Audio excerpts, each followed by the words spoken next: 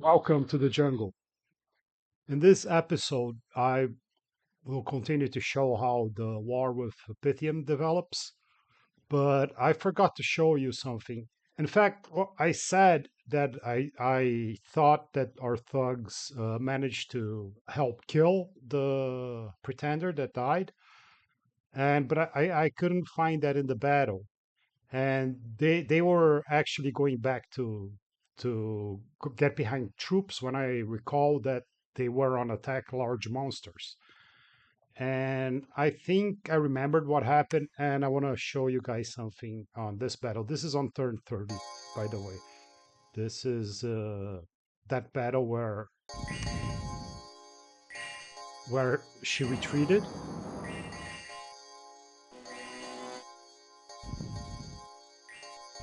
So if I press tab here, we can see only the commanders, and we can see that the one thug did get in. The other one's in the back taking shockwaves, and she should be retreating soon. But yeah, this guy here, this thug who has a never healing wound now, lost an eye, lost the other eye as well. We can press V and we can see that he did some damage to her. Okay, I paused for a second because I was really confused. I thought I was looking at the right unit. But the thug that lost one eye and lost the other eye as well was in the same square as a Nitbatat that lost both eyes as well. So now we're looking at the actual log I wanted to see, and yeah, hit the Titan in the leg with the GSS for 14 points of damage, for 7 points of damage, for 17 points of damage. So yeah, this guy really deserves a title. And he got increased attack skill. So his attack skill here with the Great Sword of Sharpness is 17. And I wanted to show you guys this. Base attack skill 14, lost both eyes -9, experience bonus +3, magic item bonus +1, heroic ability +4. So his attack is 17 and he's completely blind and can't see. And even though I have spirit sight on my bless, units that have eyes naturally, they cannot use their spirit sight to negate being blind. If you don't have eyes and you get the blinded affliction, you get something called battle wounds here, and when you click, there's no penalty.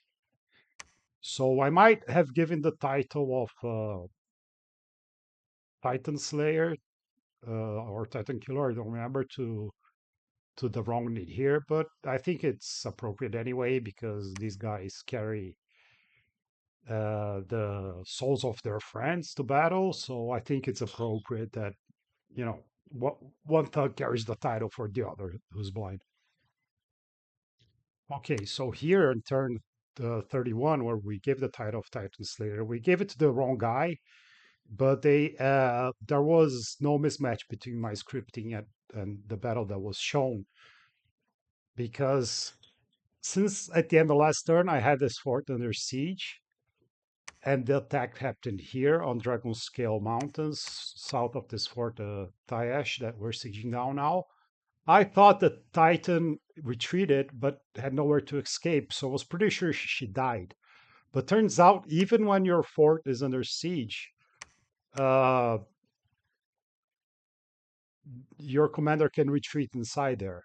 So this is why I scripted them to stay behind troops and not attack large monsters because I was not expecting her to be there. At least I would have a turn of reprieve before he could call God. But she showed up, and she showed up and died, as we saw. Now we left off with an attack here at morn. Let's see what the scripting is. We're bringing the archers. We're bringing a few mages and some Nithpatheds. This is the script. let's see how it goes.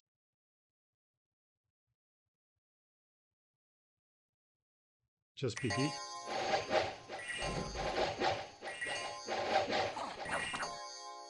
Or Pokemon always run away, but we're getting some use out of them. Only lost one Bakemono show, but I think they retreated. Turn 32. We are bringing our party back. We want to consolidate some more troops here. We're finally building the palisades I wanted and Irene, this nice farmland here where the dispute with Pythium originally started. Because now we got this we captured this fort and this fort is already broken, so and we even got this province here, so we're pretty sure they're not gonna attack us here. Plus the pretender is dead. They're retaking the stuff we raided. As you can see, Scalaria only left a single longdead here and moved his troops back. He didn't want to fight. Pythium's army. Pythium now consolidate everything in the cap. Machaka is back to making progress. We're making progress. Even though we're moving this army back because we don't think we have enough to take the capital here. And Machaka is also moving in. We are already storming with what we have here.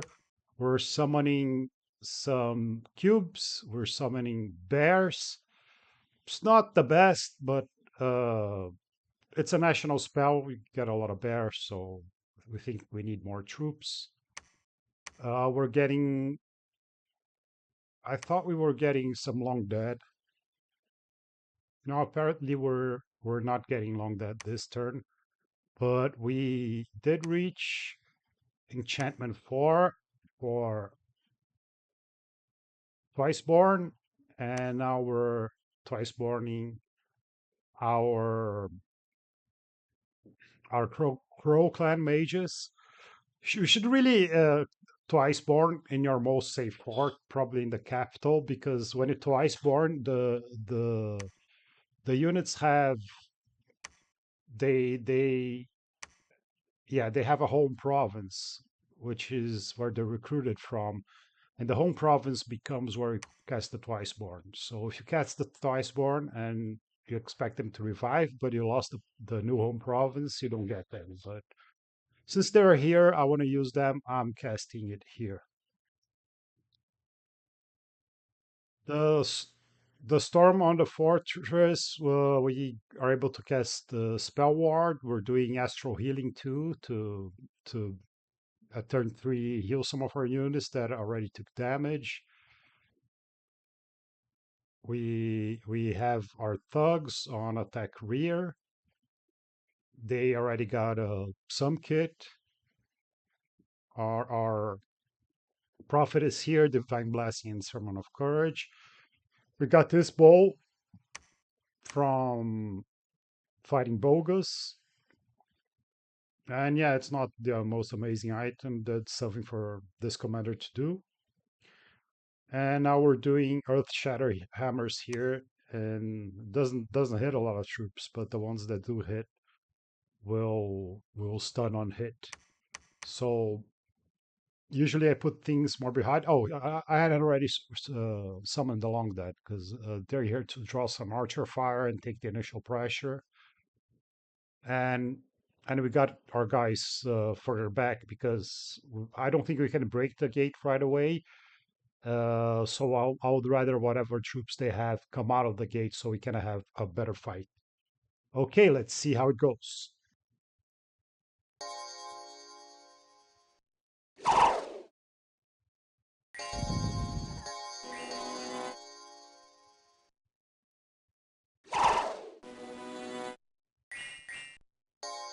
Yeah, the archers are still going for our guys here. I think the archers choose who they can hit better, and we have low protection.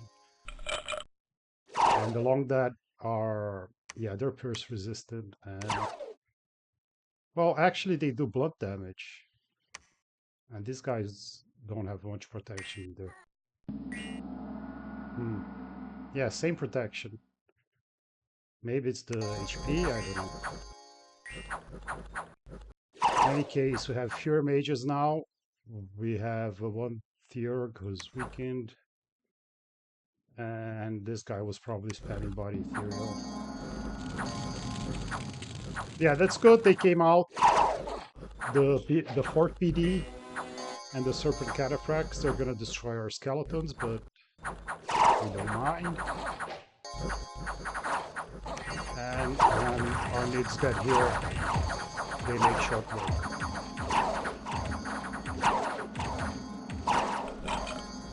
Yeah, our commander is on attack rear, so he's going. Wow, why did he ignore him? I don't know what happened there. But the traitor priest got him. Yeah. So the tally, we lost two Bear Clan warriors. We only had one Burkidu. We lost him. Lost our archer, the six archers we had there. All the long dead, but they don't matter. No, just three Nidbatads. But we did lose a Crow clan to that archer fire, which is unfortunate. And that was, I was thinking, and this guy probably wasn't, yeah, he wasn't Twiceborn yet because otherwise we would have seen here. Maybe I should have used his Crow form. So when he took lethal damage on the Crow, he would revert to the other form. And this is all they had, not much. Turn 33. So we got both of these forts, which Pythium was very nice to build for us. We're probably templing here. If we are not at this point, we will soon. We already have our temple here. And yeah, this is a Lizard Shaman province, which is great. We'll be recruiting as many of these guys as possible. They not only are great communion slaves and masters, they will take our bless. And this cross path opens up good items too. So we're not attacking. We left one PD at this province that connects Pythium's capital to Tiash. We're planning to move to the capital through marshlands here, which doesn't have this river, so it doesn't leave us as vulnerable. And so we're moving everything here to Mark. Now, another thing that happened in Nethermark, yes, the silver sarcophagus has opened. So this is a good site that you get that gem and an astral pearl. But apparently it comes with this drawback. So battle in Nethermark, we had a little bit of PD, and we have this divine mummy size 9. Doesn't have any paths, doesn't have great stats, isn't that inanimate, but it spreads diseases to nearby units, and anybody killing them is cursed for the rest of their lives. Almost 200 HP. So we're gonna have, of course, it's gonna destroy our PD. But yeah, since it doesn't have great protection or great stats, it does take damage from normal troops.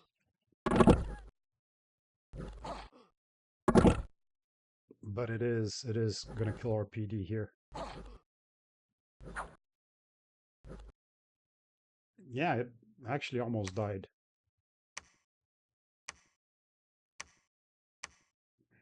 So at this point, we are these two crows were recently Twiceborn, yes.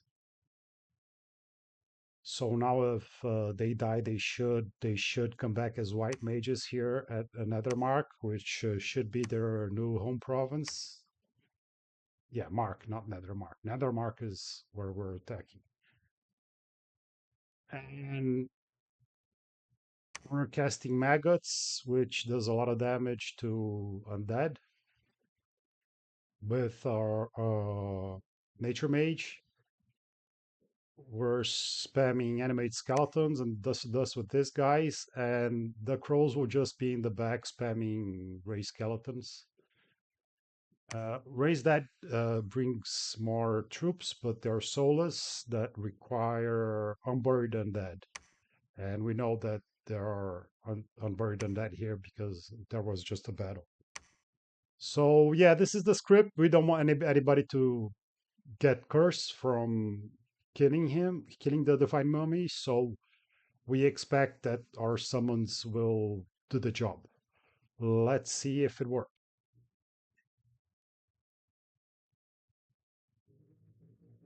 So yeah, there's a mummy. 3 wolves as a distraction. These are the soulless.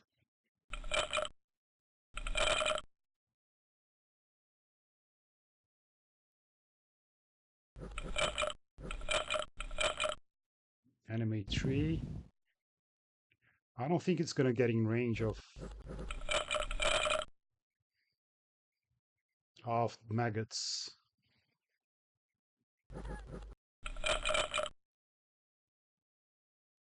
Animate tree again.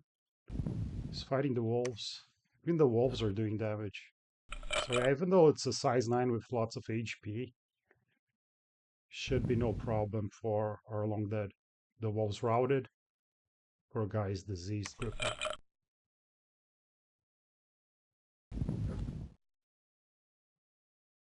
Animate tree is good for generating shaft like that. Already at 100 points of damage. Of HP rather. Yeah, bark skin. He's not in range. Already at 36. And there it is. Clean battle. We lost the wolves that were just a distraction. Turn 34. We took back our province here from that mummy, and we got the silver sarcophagus back. We had consolidated the troops we had here at Mark, and now we're moving to marshlands to threaten the capital. There was here at Karnak, there was just one longdead from Scalaria, which Pythium patrolled out. And this province that was ours here, we got taken by Indie Barbs, but we don't really mind because we were not going to use this anyway. We left 1 PD. So I don't even mind because it's just more trouble for Pythium to take them out. And this is what we got. We're doing Spell Ward with our Astro Mages, not only to protect against Soul Slay spam that we already saw from Pythium, but also to allow our troops to go through Astro Shield better. And we have a small communion here with our random Astro Seath Berender apprentices. We have a few bears that we summoned. Our thugs are on attack large monsters. We're doing Moss Body, we're doing Earth Shatter Hammers, and we have a contingent of Long Dead. And we have them spread out in different squads as such. With the mages in the center, we have a few gelatinous cubes. Let's see how the battle goes.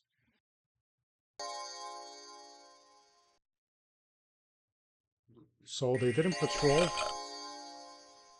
but they did have their lumber construct profit here. It's a good meme to profit this guide that you sometimes get from events. I like it. But yeah. No, the bad thing is they know what we're bringing. But of course it will be no problem at all.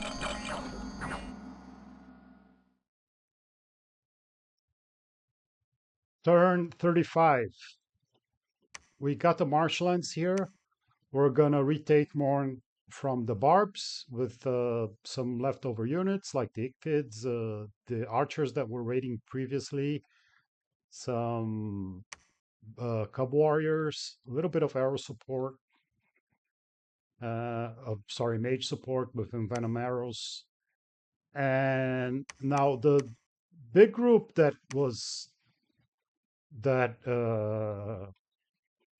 just basically threatened Scalaria out of here moved back here. They could have already consolidated both armies here last turn. And I was discussing this with Machaka, and even Machaka told me, look, buddy, are you sure? Because we had split the borders, and Machaka took basically all of his allotment. And we were discussing who's going to get the capital, because the capital is a lot of gems and money. And we agreed that whoever makes the most effort gets the capital. He got attacked first, so he made a lot of effort, and I think I need to make a lot of effort. I could have lost everything here if he did a PD dump and moved everything, maybe depending on the scripting. But I'm not concerned because as long as I do that, I think as long as I do damage, at this point he's not going to be able to recover, right? And if I put in a lot of effort, lose a lot of stuff, Machaka already lost a lot of stuff. At least the war is over. And you know, we did a 3v1 or a 2v1 on this guy, and the best thing to do at this point when you already won is to finish them off so they can join another game. So of course I would prefer to not to lose any troops, but I think if I have to, you know, let's risk it. Let's see how it goes. Um, okay, let's look at the. This is the script for the attack on the barbs. Let's see how it goes.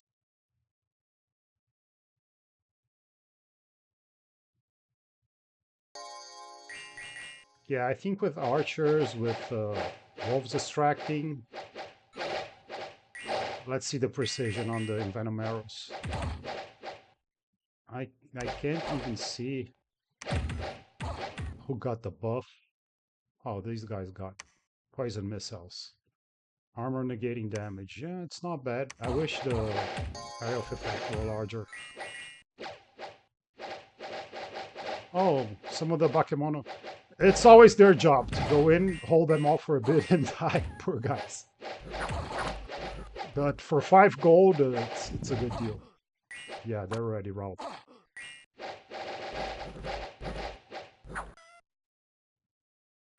Yeah, probably didn't even need the archers. All these guys can they'll die to barbs, but they'll give it back. There's one poison guy here. You can see the little green bar. Yeah, here's the tick of poison damage.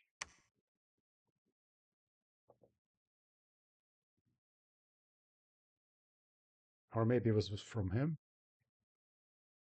Yes, lingering poison.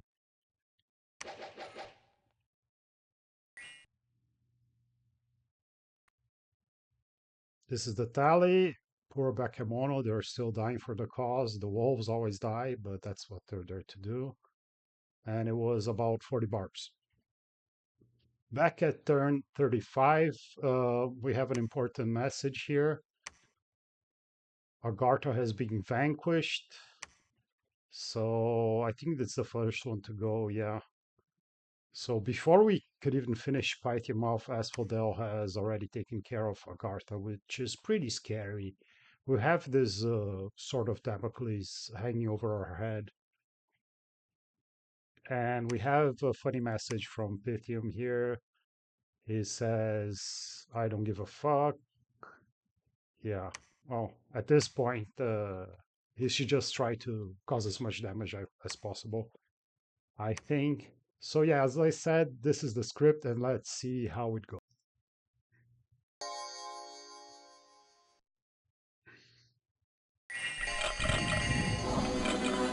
Tender's already back. They have a huge communion with the communicants. They have a big BB dump. They have 2 squads of the Serpent Cataphracts. And we have our bears moving in.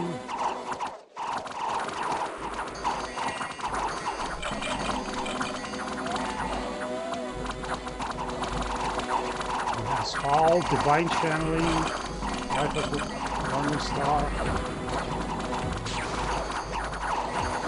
And the Soul Slay spam already destroyed all of our bears. And he has so many communicants, they're not coming out. And now the Soul Slay spam is destroying our Lithopheds.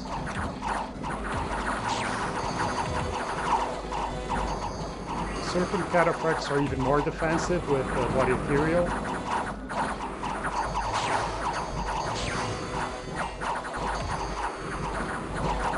Some serpents are getting on the back, but we have bodyguards. Our thugs are in here. Yeah, there's a thug.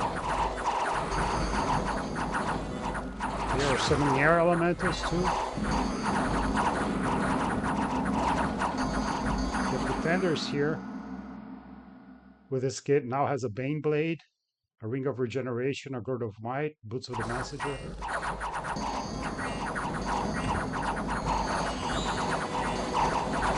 So we should have the thugs fighting her. Yeah, we can see there are some commanders there.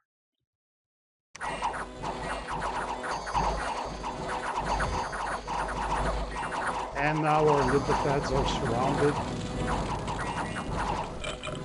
We destroyed basically one squad of Serpent Cataphracts, but the PD is still here. The Pretender is gone at this point.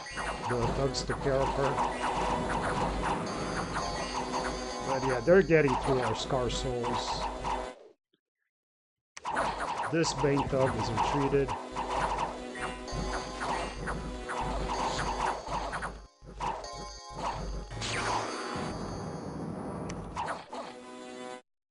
Yeah, actually I think none of the Serpent squads actually routed. Are these guys routed? Or she doesn't have a mount, rider. But we killed one of the squads, even though they didn't retreat. With everything, it just wasn't enough. Now the fatigue is at 161 on the slaves. Are those the slaves? Yeah. 162. The soul spam continues. Not everybody's retreated yet, but with the numbers we have, this is just not enough. Are these guys trying to leave? No. Oh, there's some mids here that they're trying to catch. Oh, this is one of the thugs. One Scar Soul left. He's at the Undying Threshold. He did his best. Titan Slayer. Rest in peace.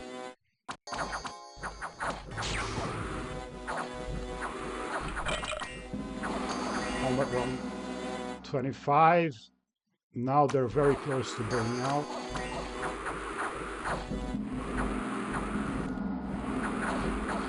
Yeah, that's gotta be more than half the Cataphracts. But they are getting paralyzed. I don't know what this effect is. Maybe some water spell. Yeah, Soul Slay's just deleting them. If it was just troop versus troop, maybe we could have won, but... Well, at least he burnt out his entire communion, it seems. But yeah. Our big stack, unfortunately, is wiped.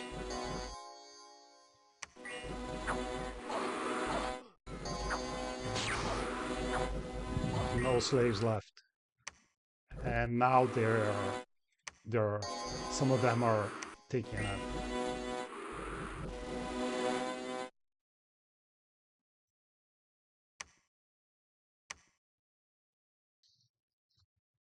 So this is the tally.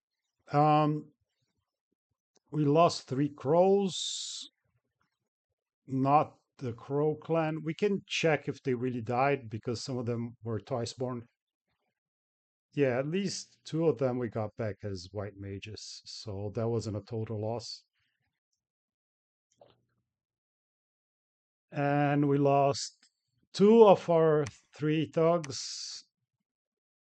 The trader prince survived, might have died on the route, I don't know. 19 Bear Clan warriors, the gelatinous cube, all the bears basically, all the long dead, the leftover meteorite guard. We had 140 Nidbathads. They killed 192 units, and we lost 102. So a complete disaster. Um, we killed the Titan for the second time. We killed two Theurgs. We killed half of the Cataphract. You can see even with all this PD, look at this PD, 220. This is a big PD dump. Even with all of this PD, troop by troop, our Nidbathads did better than the Cataphracts with their KD. They burned out all their 28 tier communicants. So now for my cope. We lost the battle, was a disaster. We lost basically all our sacreds. They took lost half of their cataphracts, but that's not the most devastating part. The most devastating part is that they only have they have the other province near Scalaria there, but that can be taken very easily now. They're not going to be able to mass tier communicants now because even though now I'm not in position to siege the cap again, Machaca is. So now I feel like I did the same effort, and we can put Pythium out. And good on Pythium for doing this defense. It was predictable. I went in anyway, and I thought that was the right thing to do. And he really went down swinging. When you're losing, that's what you have to do in the minions, and I respect it. I went back here to check how well our thugs did. You can see that she was right here, and she just died. The Titan. And pressing tab, we can see that at least one of our thugs is here. Yeah, you can see the golden sword hilt there. And so we had someone part of the squads on attack large monsters to harass her like this. So this worked out. The trader prince is getting there too. Uh, so this thug here is the Titan Slayer. And yeah, I'm checking his stats. He definitely got the spell ward because his MR is 18. So that's gonna help him get through the Astral Shield. His attack is 30. We got this Burning Pearl here. Is also being boosted by the Direwolf Belt and the Great Sword of Sharpness. And his experience, he still has 7 Scar Souls left. He is able to wait through troops because he's size 4. He's bigger than the Nithbetheds. And pressing V here, I don't know why he's fighting a wolf. Maybe he had wolves too. Or he enslaved one of our wolves. But yeah, hit Titan in the leg for 16. He's passing the route checks from the fear. Hit into the leg for 24 damage. Hit in the leg for 31 damage. He sometimes fails the Astral Shield here.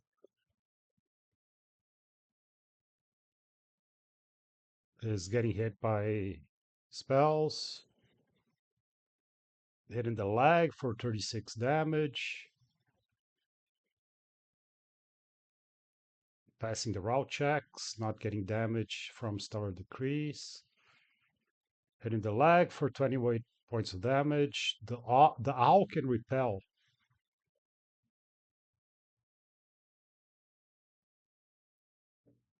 Yeah, and he is buffed with the stun hammer effect, but it was negated by the size of the Titan. and hitting the leg for 36.0 damage, and the target was killed. So he definitely earned his title. Yeah, forgot to mention that when you lose a Soul Slay, you activate or bless Righteous Wrath and increases attack strength and morale. So got that going for him too. So turn 36, I was checking on our white mages from the Twiceborn. I think one of them was already Death 4, but the other got boosted by Death 4. This guy got crippled, and yeah, his home province was the capital. The other guy's home province was Mark. No, this was the one at Mark. Yeah, this is the one from the capital. One of them, I think, didn't have that for, and he gained that path. I was also checking what we got on the retreat, and as you can see, we kept some of our troops, but obviously not enough. We got still have the bishop general. We still have our Bane. We still have our thug that has attack skill and lost both his eyes to the eye shield of the Titan, so he still has 13 attack. Um, yeah, at least we can cope, and we got the Trader Prince still and his items. Titan Slayer seems he died. Rest in peace. But we did keep some of the stuff, so it was good to have two retreat routes. So we are at turn 36. I was checking the messages. We received a message from Asphodel. It says, "Hey, Jungle Man, it would be fun to have a war after chatting so much with you. Also, I think the game state sending a direction where Scalaria is going to be ignored by the law to the lobby's detriment." Okay, so this is important thought he's sharing here. So I'd like to have a fun war with you before this happens, since you don't have a border with Scalaria. Oh, since he said you, but he probably meant him because I have a border with Scalaria. You're receiving this message turn 36, first turn of prep, and then attack orders resolved turn 9. Good luck, have fun, sir. That's the most nicest nap ending message I ever received.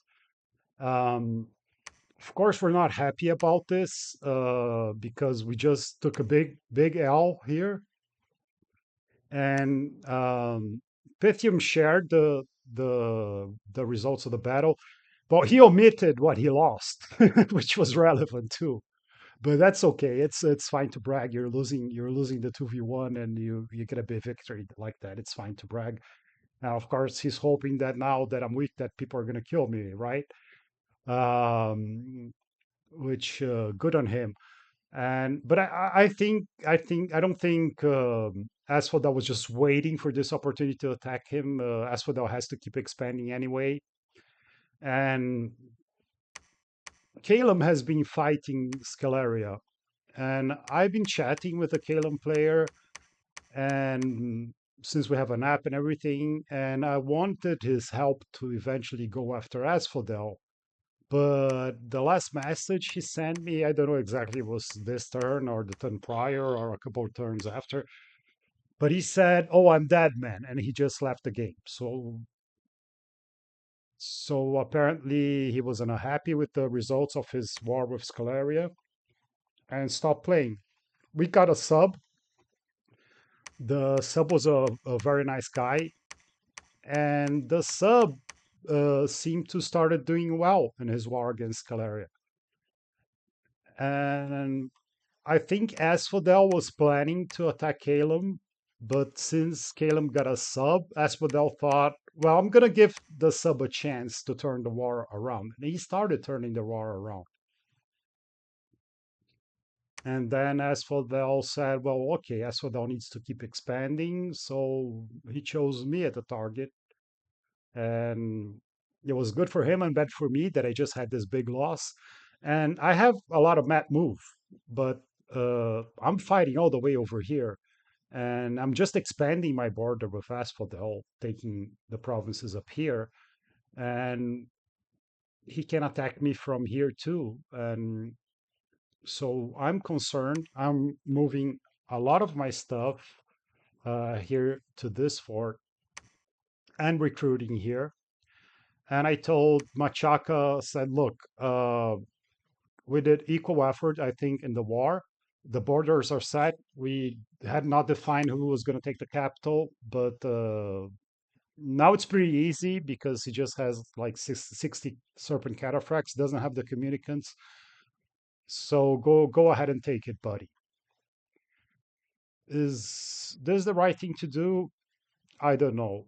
Um, on the one hand, of course, he's going to gain more from this war because he's going to have a second capital. I won't. But also, here's another scope, another cope, and I'm going to stick to it. If I want to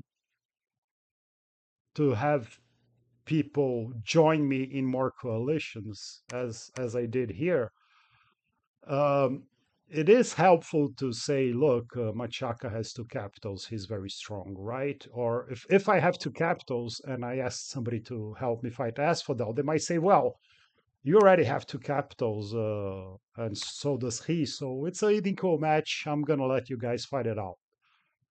Um, so yeah, there is this is a big hope, but there is that side advantage.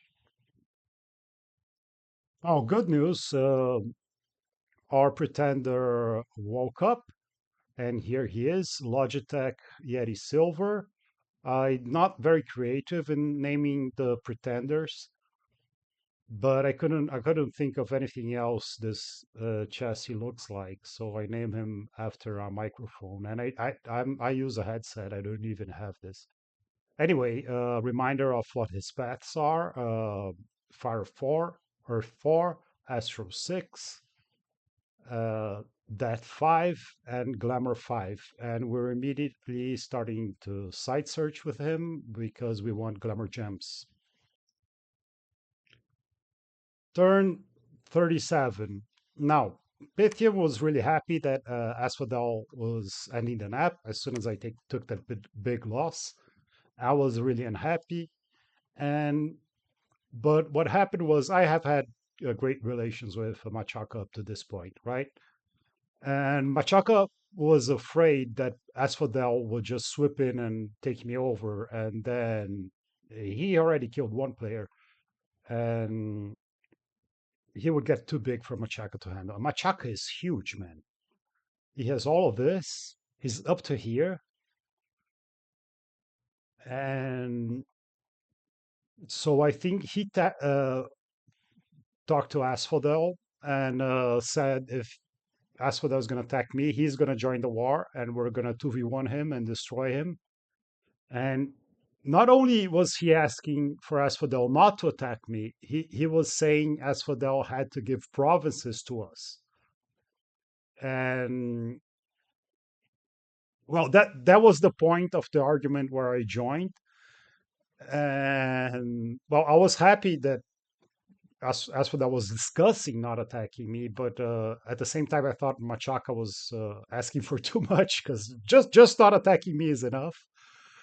Uh, so basically, the conversation evolved in the direction that okay, Asphodel, I saw that you were concerned about Scalaria long term. I think in his mind, Asphodel gets worse the longer the game goes because of the pop kill, and Scalaria gets better because of the infinite skeleton reanimation or something like that. I'm not very familiar with Scalaria.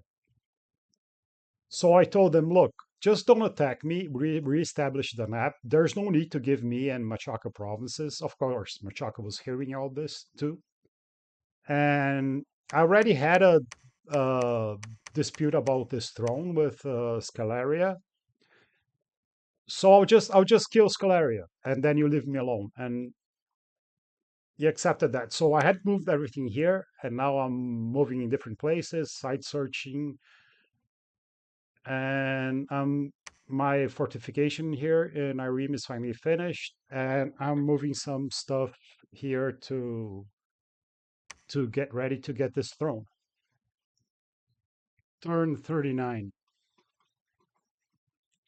So it seems now Scalaria is back at sieging this fort. I think he's more confident now that I killed a lot of uh, Pythium's units. He raided back his cap circle from me and from Machaca. Let's see this battle here. We just have PD probably, yeah, just a little bit of PD, and these small body ethereal cataphract raids are enough to take care of it. So yeah, he's going down swinging. They're gonna win this, of course. Let's see this one. Oops. Here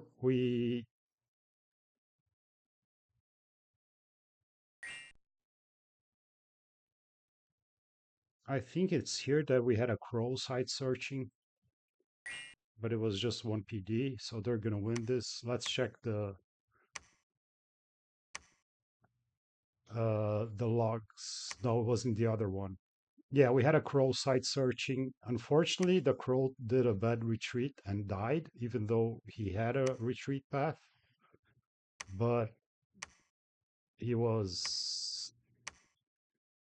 he was twice born, so now we get the same paths. Also holy, less encumbrance with no upkeep.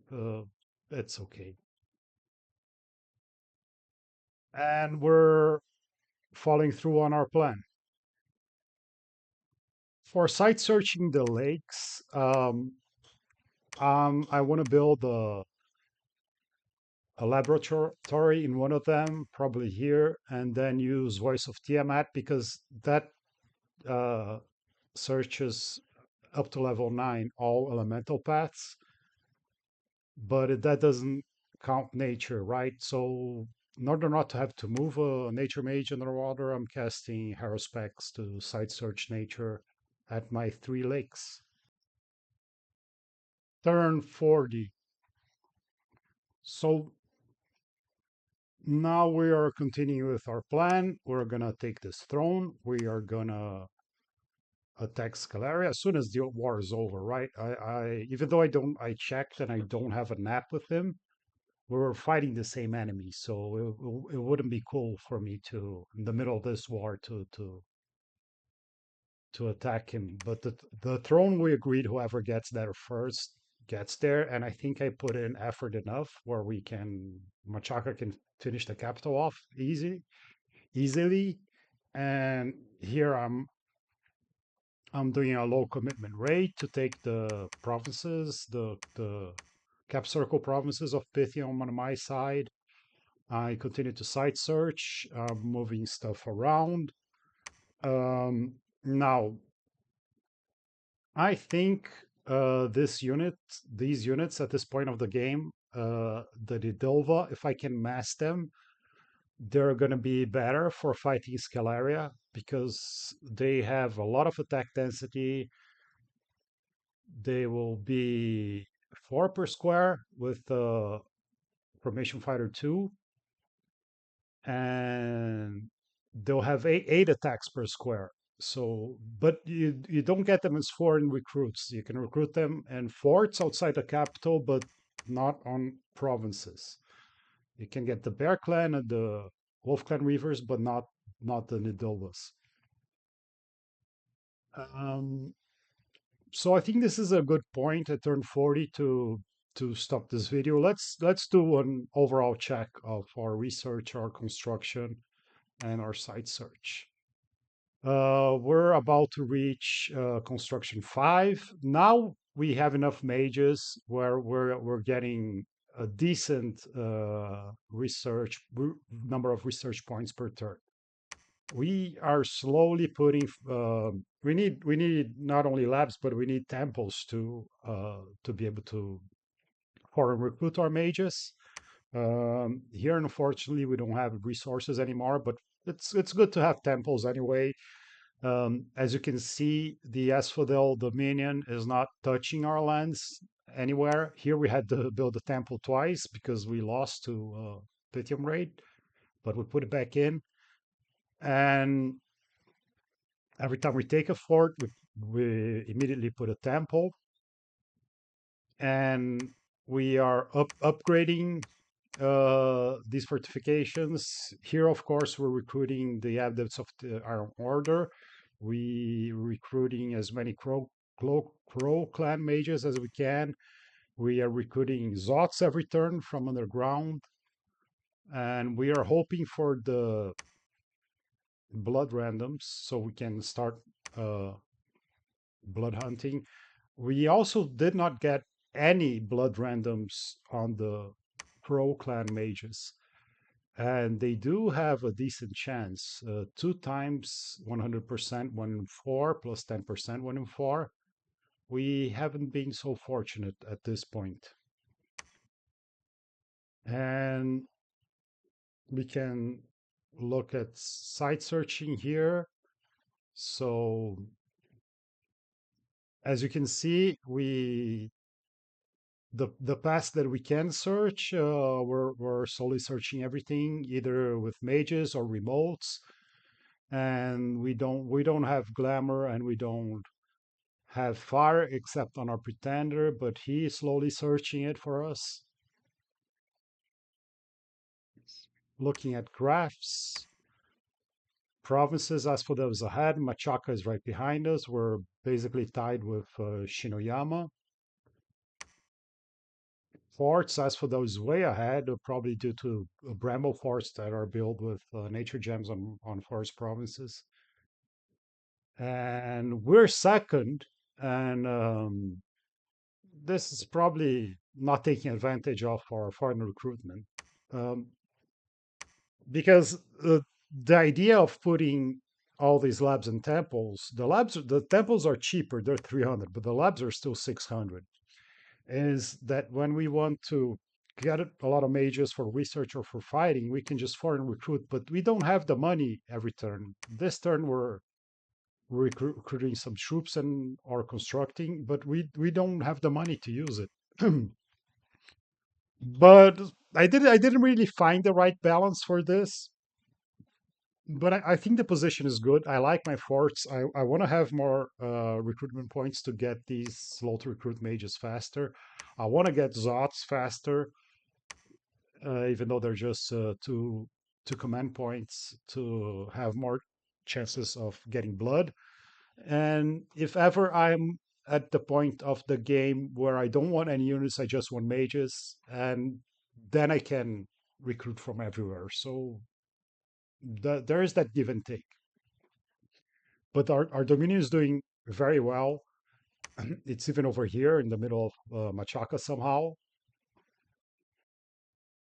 And that's the plan. We fight Scalaria. We get it strong. We fight Scalaria. We keep Asphodel um out of our back for now. Anyways, that's it for now. And I'll see you later.